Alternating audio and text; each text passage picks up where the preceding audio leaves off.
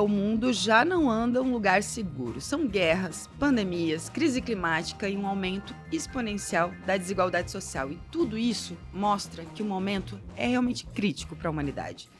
E se no meio disso tudo a gente ainda tivesse a maior potência militar do planeta, governado por um bilionário de extrema-direita pelos próximos 4 anos? Pois é, gente, apertem os cintos porque Donald Trump tá de volta.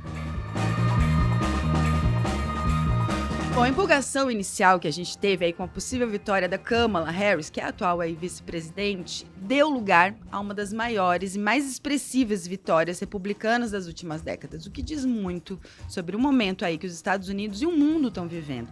Diante do risco, né, do desconhecido, mesmo que ele possa parecer promissor, a maioria tem optado por ficar ou voltar para aquilo que já é familiar, por mais bizarro que possa parecer. Como diria aquele historiador, a gente está vivendo uma espécie de era do medo.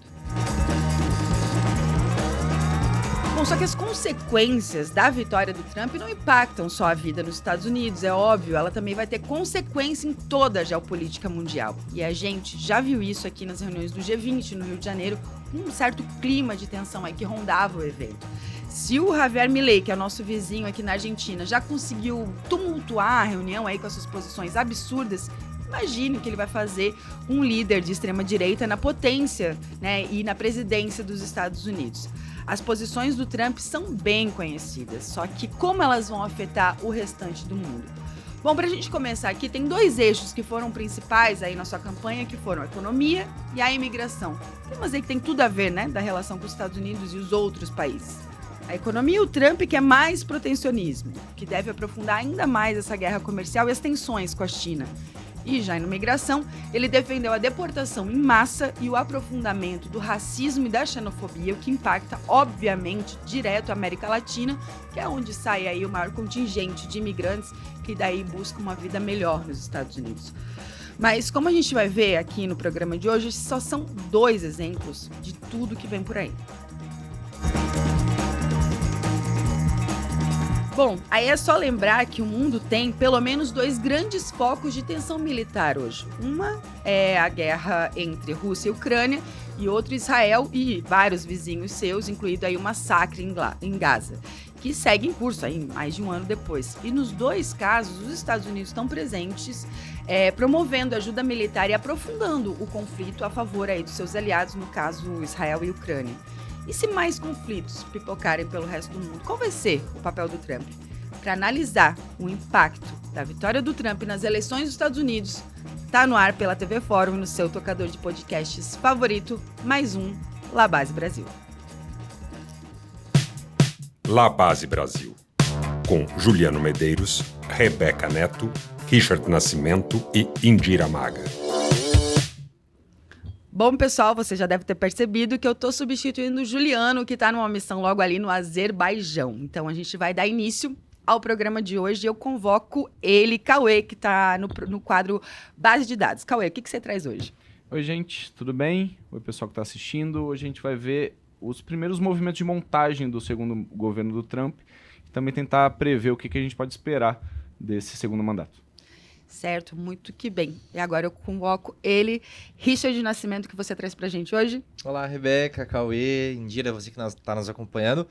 Bom, Rebeca, tocaram as trombetas do apocalipse e a gente vai ver como os bolsonaristas ficaram entusiasmados com a eleição do Trump, como que eles reagiram nas redes sociais. Ah, certamente um esgoto. Indira, o que está acontecendo no mundo afuera, minha amiga? Oi, todo mundo que nos assiste, Rebeca, Cauê, Richard. Hoje, como bem a Rebeca trouxe no editorial, a gente vai fazer uma análise sobre os impactos da vitória de Trump, principalmente sobre a perspectiva ambiental, econômica e geopolítica. Muito que bem. Então, gente, começa agora o 28º episódio do La Base Brasil. Para assistir ou escutar os episódios anteriores, por favor, você pode acessar a playlist aqui do nosso canal no YouTube, que está na descrição aqui do vídeo, ou também dar uma olhadinha ali no feed do seu tocador de podcasts.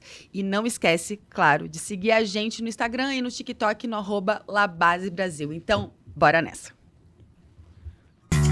Base de dados. Bom, vamos lá. O Donald Trump ganhou a eleição nos Estados Unidos e foi de lavada, como você provavelmente já sabe. O republicano bateu a candidata democrata, a vice-presidenta Kamala Harris, por 312 a 226 votos no colégio eleitoral, mas não foi só isso. Ele venceu em todos os 7 estados decisivos, os chamados estados pêndulo, contrariando totalmente, e de novo, o que diziam as pesquisas eleitorais. Seu partido também conseguiu manter a maioria na Câmara dos Deputados e pegou para si o Senado, depois de passar 4 anos como força minoritária por lá. Mas talvez o mais importante aqui para nossa análise é que o Trump venceu também no voto popular, colocando mais de 3 milhões de votos de vantagem em relação à Câmara, o que faz dele o primeiro candidato republicano a conseguir isso desde 2004, quando George W. Bush foi reeleito. Se você soma tudo isso ao fato de que a ultradireita norte-americana já tem controle da Suprema Corte, o resultado é que nesse segundo mandato o Donald Trump vai ter poderes quase que ilimitados. A agenda política do Trump está mais do que legitimada pela população dos Estados Unidos e ele, que em geral já não liga mesmo muito para quase nada, agora deve atuar totalmente sem freios ou contrapesos democráticos em relação às partes mais absurdas das suas propostas. Cauê, e tem uma coisa, nessa campanha o Trump não usou meias palavras, pelo contrário, ele foi muito explícito com sua agenda política, falando de coisas como deportação em massa de imigrantes. E mais do que isso, a população dos Estados Unidos já viveu 4 anos sobre a administração dele e sabe muito bem o que isso significa. Em 2016 era até possível pensar que muita gente estava votando no Trump simplesmente por raiva contra o sistema. Agora não, né? Quem votou em 2024 sabia exatamente o que estava fazendo. Indira, e por isso essa sensação de maior legitimação mesmo da agenda política dele. E as primeiras indicações do Trump para compor o governo reforçam bastante essa ideia, mas a gente já vai abordar isso. Antes, vamos falar um pouco mais sobre os números. Desde que o resultado foi confirmado, tem muita gente tentando explicar o que aconteceu. Afinal, por que a Kamala Harris perdeu de tanto, quando meio que todo mundo estava esperando um cenário bem mais apertado para um lado ou para o outro? Bom, tem gente que diz, é economia estúpida. E parece ter algum sentido, já que a população norte-americana viveu nos últimos anos, principalmente nesse pós-pandemia, um patamar de inflação que basicamente nunca tinha visto. A situação já melhorou bastante, mas é aquela coisa, quando a inflação diminui, não é que os preços caem para o patamar anterior, eles apenas sobem mais devagar. E a percepção de um custo de vida mais elevado e uma forte perda do poder de compra permaneceu. Tem outras pessoas apontando o dedo para elas, as pautas identitárias ou a cultura woke, como eles falam por lá, que teria afastado os democratas da classe trabalhadora branca dos Estados Unidos, que estaria ressentida, meio órfã, com a perda de espaço dos últimos tempos, enquanto vê sua situação de vida piorar. Tem até gente culpando o apoio de grandes celebridades à Câmara, tipo a Beyoncé, a Taylor Swift ou o ator George Clooney, enquanto o Trump, por outro lado, bradava exatamente contra a elite cultural americana. Mas, independentemente dessas teses, os números podem ajudar um pouquinho mais. Se a gente comparar as eleições de 2020 e 2024 lá nos Estados Unidos, o Trump teve menos de 1 milhão de votos a mais do que há 4 anos. Já os democratas perderam quase 10 milhões de votos nesse período. Boa parte deles em populações de grandes cidades de estados centrais, como a Pensilvânia e o Michigan. Em comparação com o Joe Biden, a Kamala parece ter perdido muito apoio, principalmente entre homens negros e latinos, e também entre a população de ascendência árabe e muçulmana. Mesmo que o Trump tenha uma retórica abertamente islamofóbica e seja ainda mais pró-Netanyahu que o Biden, se é que isso é possível, essa população não parece ter visto muito sentido em se mobilizar para votar em uma candidata de continuidade do governo que, na prática, foi o responsável por financiar a ofensiva assassina de Israel sobre a Palestina e agora sobre o Líbano.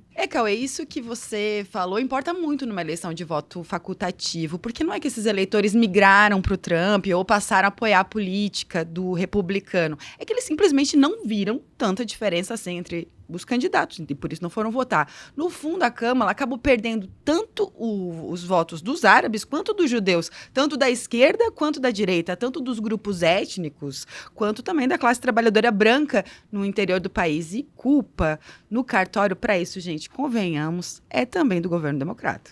Principalmente deles, e não tem para onde fugir, Rebeca. E também não dá para achar que existe um voto automático dessas populações para eles, né?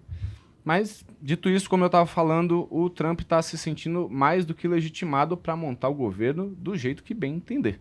Ele já fez várias indicações de pessoas que vão ocupar cargos no próximo governo, e a gente não vai falar de todo mundo aqui, é muita gente, mas quando aquele seu amigo vier falar para você que a esquerda tem que vir a centro, avisa para ele que o Trump nomeou como secretário de saúde do governo um cara conhecido por fazer campanhas anti-vacina durante a pandemia e dizer que alguns imunizantes causam autismo. No caso, esse cara é o Robert Kennedy Jr., sobrinho do John Kennedy, o presidente assassinado na década de 60, e filho do Robert Kennedy, ex-procurador-geral e também senador nos Estados Unidos, que também foi assassinado no cargo, enfim. O ponto aqui é ver que se tem alguém fazendo de verdade a disputa ideológica, é a direita. Mas o perfil dessas indicações não poderia ser mais evidente. Só pessoas com lealdade canina ao Trump e ao seu projeto vão ocupar os postos mais importantes. E não importa se isso significar conflito de interesse ou mesmo movimentações até um pouco ilegais. Tem alguns casos emblemáticos, mas ninguém vai ocupar um lugar tão central quanto ele, que a gente adora aqui no Labase, o Elon Musk. O homem mais rico do mundo, dono do X, da Tesla, da SpaceX, da Neuralink e de uma longa lista de descumprimento de ordens judiciais aqui no Brasil, que até poucos meses atrás não tinha nenhuma relação com Trump, foi indicado para o recém-criado Departamento de Eficiência Governamental e parece que se tornou aos poucos a figura mais importante do futuro governo. Na mídia americana tem diversos relatos de como a influência do bilionário só cresce. Ele está participando de todas as escolhas de nome para o governo, tentando emplacar amigos dele lá do Vale do Silício em postos-chave, influenciando decisões do Partido Republicano no Congresso, e aparentemente participou até de uma reunião com o presidente ucraniano, o Zelensky, sobre a guerra, e também teria feito uma conversa com o embaixador do Irã na ONU, em que abordou maneiras de diminuir a tensão entre o país e os Estados Unidos. A proximidade do empresário com o futuro presidente é tão grande que envolve inclusive a família do Trump, que ao que parece já trata o bilionário de tio Musk. Isso ficou bem evidente numa foto da comemoração da vitória do republicano, em que o Elon Musk aparece lá no meio de vários familiares do Trump, enquanto até a esposa do presidente eleito estava fora.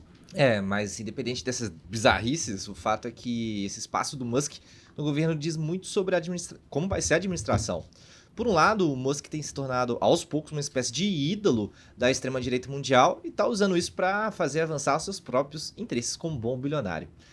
Colocou, inclusive, a rede social dele, né, o X, a serviço desse projeto. E, por outro lado, mostra o nível de conflito de interesses que o próprio Trump está disposto a aceitar. As empresas do Musk têm diversos interesses no governo. E a SpaceX, por exemplo, ela só existe por conta de contratos com a NASA. Fora os vários problemas de regulamentações que ele enfrenta, por exemplo, no projeto de carros autônomos da Tesla. Isso tudo sem contar os diversos processos judiciais que ocorrem contra ele do âmbito federal por lá. E a lista aí vai longe. Vai mesmo. E a impressão que dá é essa, que ninguém tá nem aí para isso. Vai montar o governo e é isso mesmo. Mas fora o Musk, tem duas indicações que mostram bem o que o Trump pensa para o segundo governo. O primeiro é o Marco Rubio, senador pela Flórida, que vai ser o próximo secretário de Estado, que é o equivalente lá nos Estados Unidos ao nosso ministro das Relações Exteriores aqui no Brasil. O próximo chanceler norte-americano é conhecido por ter posições linha dura em relação à guerra comercial contra a China, por exemplo. Ele também tem uma relação mais forte do que a média dos seus antecessores com a América Latina. Ele é descendente de cubanos anticomunistas que fugiram da ilha e tem, digamos, um olhar especial para a nossa parte do continente. Sua gestão deve representar um reforço do apoio aos grupos de extrema-direita, inclusive aqui no Brasil. O Jair Bolsonaro, obviamente, não perdeu tempo e já parabenizou num post o futuro secretário, fazendo questão de lembrar que o Rubio apoiou a sua candidatura em 2018 e também em 2022. Cauê, assim, não tem nem como imaginar nada diferente do que um aumento de tensão aí entre os Estados Unidos e o governo Lula, porque com o Rubio, o governo do Trump, com certeza vai se aliar bem mais com seus amiguinhos por aqui, tipo Bolsonaro, Milei, esse tipo de gente. Pois é, uma bosta, né? Outra indicação do Trump que dá uma boa noção sobre o grau de radicalismo do governo é a do Thomas Homan, que vai ocupar cargo de segurança da fronteira, e já está sendo chamado de czar da fronteira. Ele já tinha participado do primeiro governo do Trump, numa função até parecida, e a sua tarefa deve ser botar em prática as promessas de campanha de tratar a ferro e fogo os imigrantes. A dúvida que surge agora é até que ponto a administração vai cumprir com a promessa, por exemplo, de deportação em massa de imigrantes ilegais, ou se vai voltar com a política de invadir locais de trabalho em todo o país para perseguir e punir esses imigrantes. O fato é que, para onde a gente olha, o Trump não está fazendo muitas concessões para ninguém. O seu governo, até agora pelo menos, vai ser puro sangue. E promete elevar as tensões internas e externas para implementar a todo custo o programa. No final das contas, talvez não tenha sequer muita comparação com o primeiro governo Trump. O que a gente deve ver agora é uma versão muito mais radicalizada e brutal do grande bastião da extrema-direita do mundo, controlando a maior potência militar do planeta e o país que corresponde a 1/4 do PIB mundial. É respirar fundo e se preparar para o que vem por aí a partir do início do ano que vem. Com certeza, coisa boa, não é? Bom, Cauê, muito obrigada. E agora a gente vai então para o bloco Caiu na Rede. Caiu na Rede, com Richard Nascimento. Bom, salve, galera! A vitória do Trump representa muito mais do que só um retorno de um ex-presidente à Casa Branca. Vamos dar uma olhada como essa vitória está refletindo por aí. Essa volta reforça uma maré global de fortalecimento da extrema-direita, criando um impacto simbólico que acaba reverberando e muito aqui na América Latina. O Trump está solidificando um modelo de liderança antidemocrática que inspira movimentos de direita em todo o mundo. Bom, por aqui é óbvio que os figurões bolsonaristas já estão usando o caso Trump como prova de que contestar as instituições democráticas pode sim levar ao sucesso eleitoral. Esse resultado fortalece um movimento que já vinha crescendo desde o 8 de janeiro, com líderes brasileiros buscando inspiração nos métodos e discursos do Trump para mobilizar suas bases, alegando perseguição, censura, para culminar um pedido de anistia lá no final.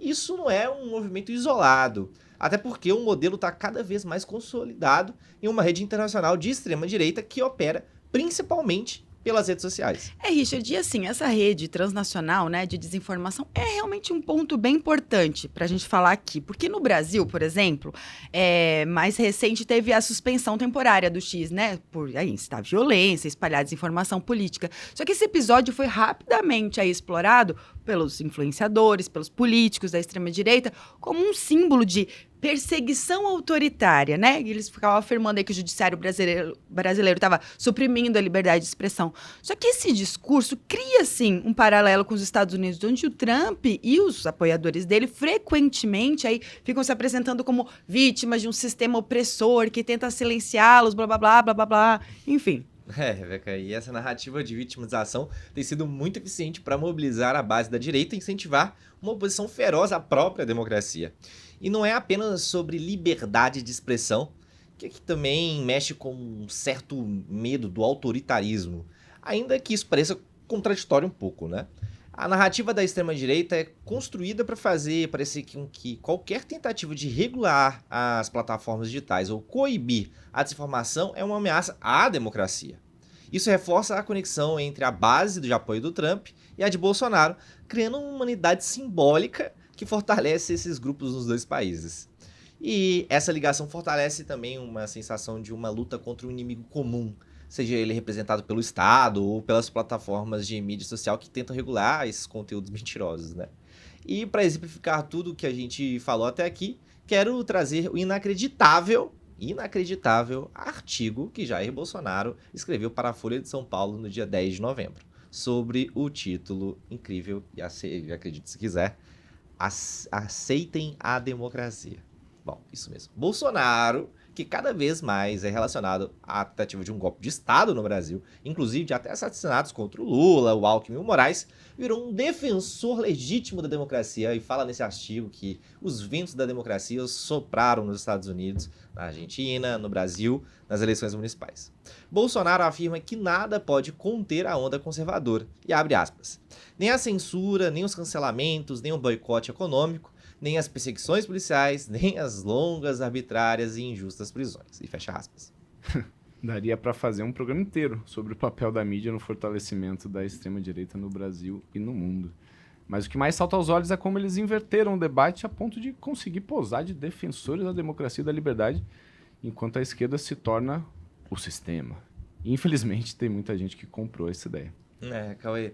E nas redes sociais, logo após a vitória do Trump, o Bolsonaro chamou a eleição de épica e disse que ela fortaleceria o movimento conservador global, sugerindo até que isso deveria servir de inspiração para o Brasil. E é com essa tática que ele segue apelando para que seus seguidores retomem o discurso de que ele também seria uma vítima de uma perseguição política e judicial, tal qual os americanos trumpistas acreditam. No contexto brasileiro, como a gente disse, isso alimenta um movimento de anistia aos envolvidos nos atos do 8 de janeiro e favorece a criação de uma base mais radicalizada que espera que o retorno do inelegível, inclusive, né? Mas não é só o Bolsonaro. Outros políticos brasileiros também usaram a vitória de Trump como uma referência para criticar o atual governo e se posicionar como esses tais defensores da liberdade e da democracia.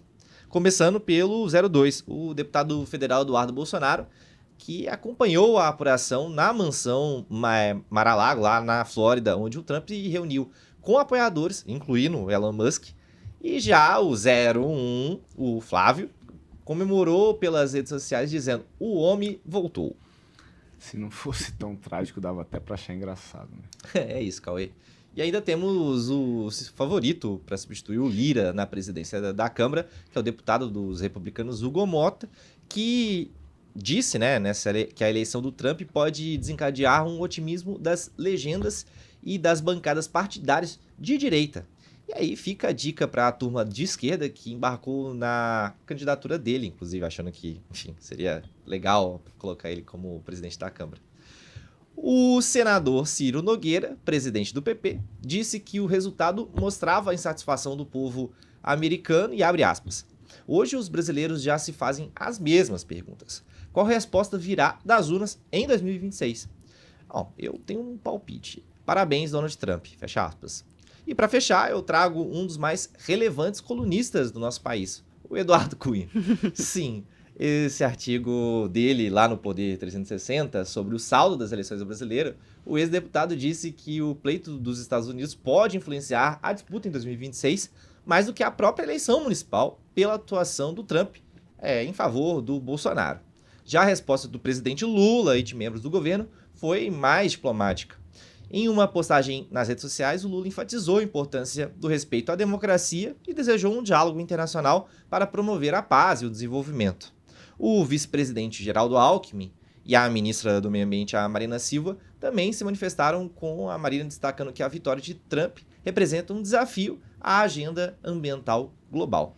Sim, Richard, a preocupação da Marina faz todo sentido, considerando que Trump é um negacionista das mudanças climáticas e defensor da expansão de combustíveis fósseis, né?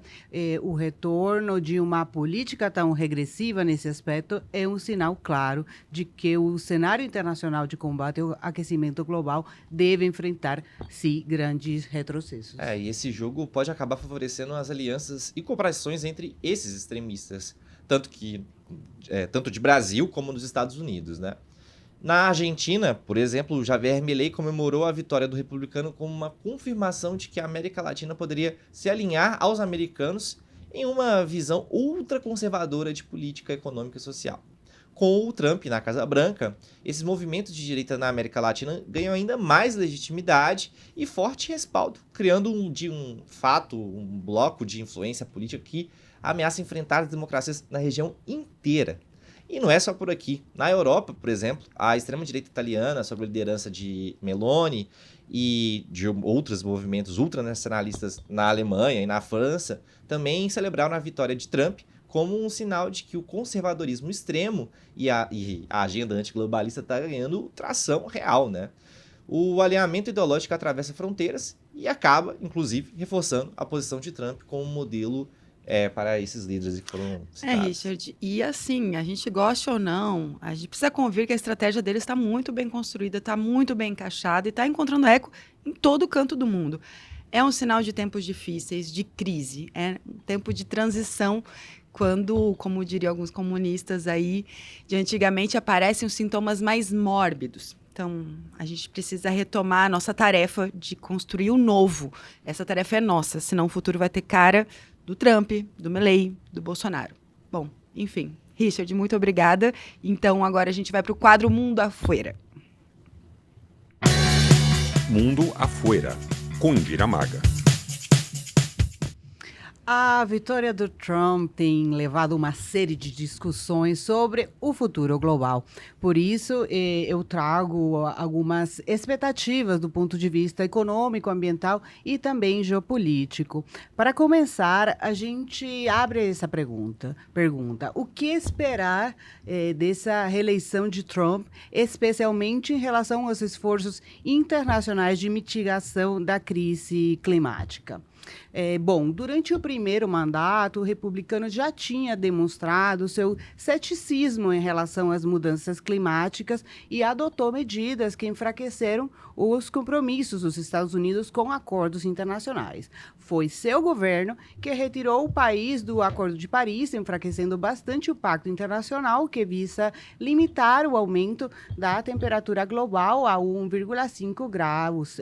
Embora o Joe Biden tenha reingressado no acordo, as preocupações com Trump voltam a assombrar os ambientalistas. Isso porque sua visão sobre a economia interna, centrada em setores como petróleo e gás, pode resultar em uma agenda que ignora completamente os compromissos ambientais globais em favor do chamado desenvolvimento econômico doméstico.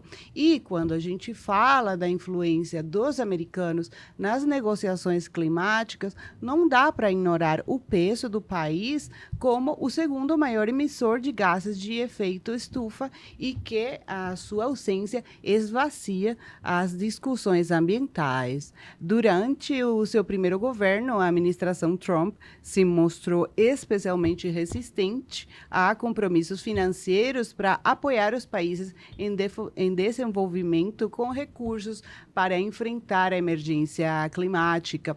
O bloqueio não foi apenas uma questão de política doméstica, mas também enfraqueceu as tentativas de se construir uma agenda ambiental global mais integrada e robusta. E a coisa circula num terreno bem certo mesmo, Indira. Parte da equipe já está dizendo que a nova retirada é certa, conforme foi revelado pelo New York Times.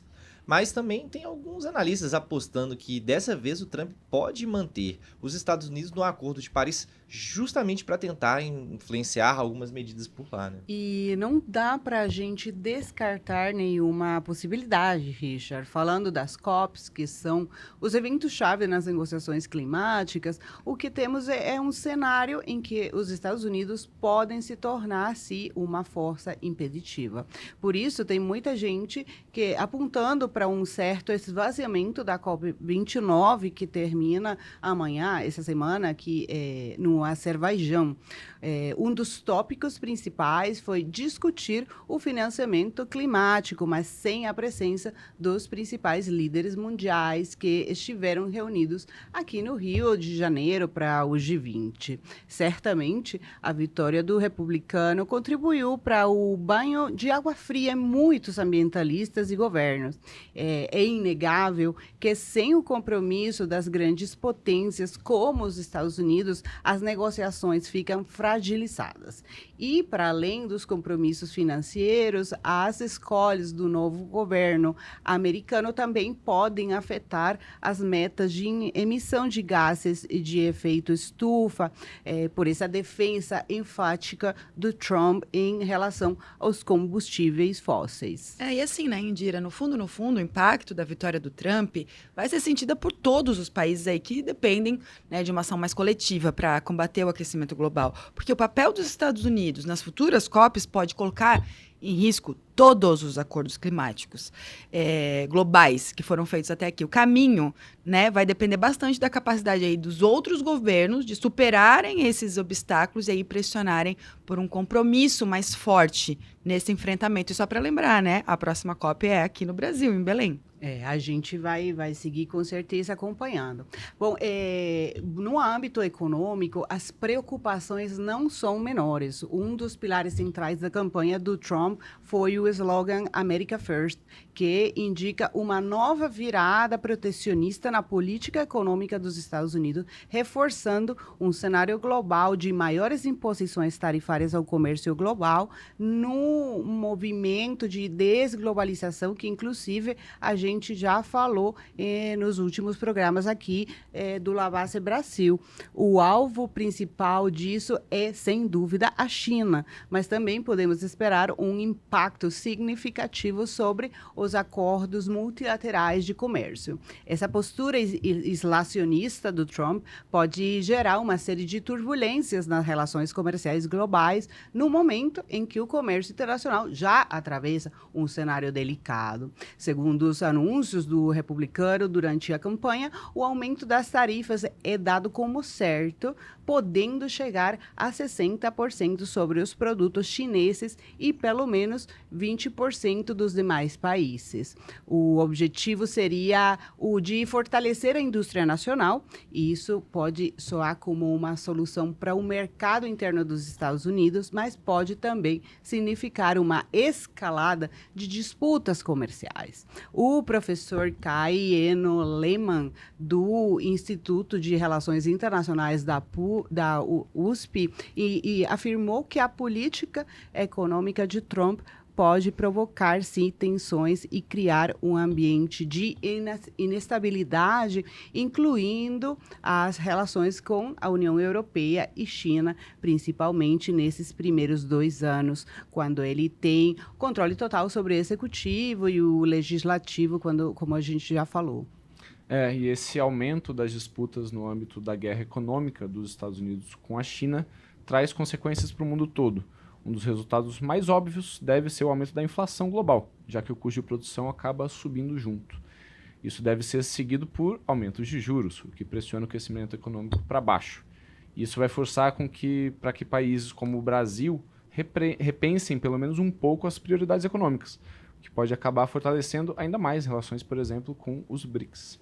Pois é, Cauê. E pegando o gancho nesse tema, é provável que haja um esfriamento das relações entre o Brasil e os Estados Unidos na política, mas a relação econômica, em geral, se move mais por o pragmatismo do que qualquer outro fator. O Brasil, como a gente sabe, é um grande exportador de commodities e os Estados Unidos representam uma fatia importante da nossa balança comercial.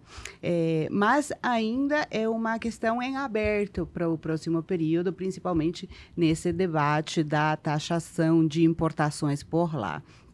Mas o que a gente pode adiantar é que o proteccionismo tende a ter um impacto duradouro, criando bloqueios no comércio, mudanças nas cadeias produtivas e um novo equilíbrio de poder econômico mundial.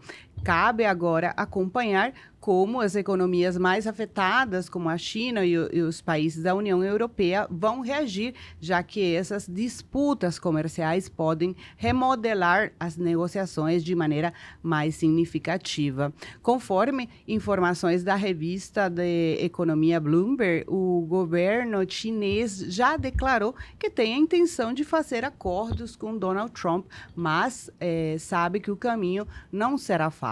A ideia é que Xi Jinping e o americano se encontrem ainda antes da posse em janeiro. Os analistas apontam que a aproximação de Trump com Elon Musk poderia ser um fator positivo no embaraço Estados Unidos e China, já que o bilionário tem grandes interesses comerciais no país oriental. Mas saindo do tema econômico, talvez seja no campo das guerras que a gente vai ver alguma das mudanças mais importantes com o novo governo norte-americano. De um lado, o presidente ucraniano, o Zelensky, é uma das pessoas mais preocupadas do planeta com o resultado da eleição nos Estados Unidos. Trump e seus principais conselheiros internacionais já deixaram claro que não tem nenhuma intenção de manter os grandes financiamentos ao esforço de guerra ucraniano e, inclusive, apostam numa tentativa de acabar com a guerra rapidamente, o que para a Ucrânia significaria ter que fazer um acordo com a Rússia em que cederia territórios do país. Trump também tem uma posição de mudar a política de financiamento da própria OTAN, que acaba sendo responsável por boa parte da defesa da Europa Ocidental. Isso deve trazer com que as potências europeias tenham que aumentar os seus gastos com as questões militares. É isso, Indira. A vitória do Trump com certeza vai acabar afetando diretamente a Europa e principalmente o projeto de integração europeu tão defendido por gente tipo Macron. Mas se a Europa está nesse desespero, quem deve estar bem feliz com a vitória do Trump é o Netanyahu em Israel. Com certeza.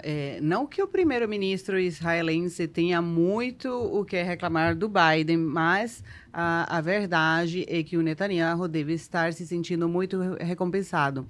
Ele passou o último ano apostando exatamente nesse cenário. Esticou a invasão e o massacre à Palestina ao máximo, aumentou os conflitos regionais, invadindo o Líbano e endureceu com o Irã, confiando que o Trump finalmente venceria.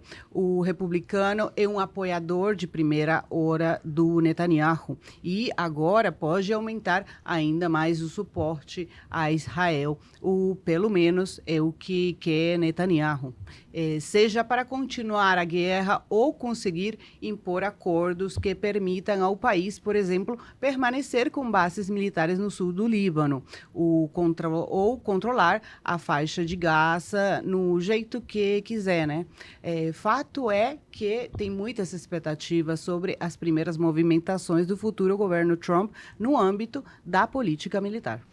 Indira, e como a gente viu, não tem como saber ainda como o Trump vai se movimentar em todas as questões. Só que a verdade é que uma peça muito importante do tabuleiro se mexeu e agora o mundo todo vai tentar se adaptar.